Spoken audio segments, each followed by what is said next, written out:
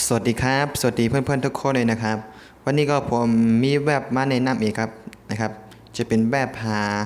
เหรียญ DASX นะครับอันนี้จะเป็นเหรียญนี้นะครับเข้าพอสินเพย์เหมือนเดิมนะครับอันนี้ครับจะเป็นพอสินเพย์นะครับ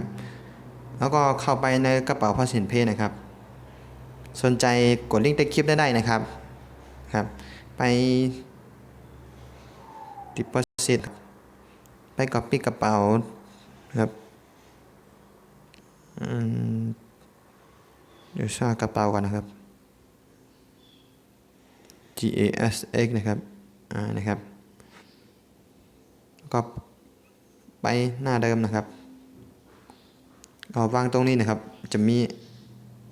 นะครับวางตรงนี้แล้วก็เลื่อนลงมาข้างล่างนะครับกดล็อกอินนะครับ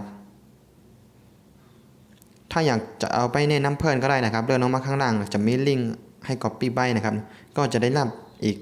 50% นะครับCommission 50%นะครับอันนี้ก็จะเป็นเท่านี้แล้วก็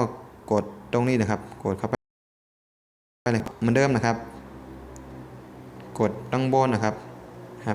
จะมี4ตัวนะครับพลังภาษาฝรั่งนะครับกดตามที่เขาเขียนให้นะครับ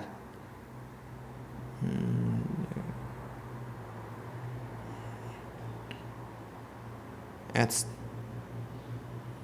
ตัวนี้ถ้าเรากดผิดแล้วก็จะได้กดใหม่อีกข้างหนึ่งนะครับ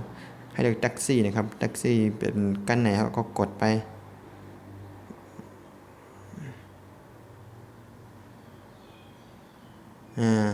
เรียบร้อยนะครับไล่ซาวนะครับเข้าไปพอที่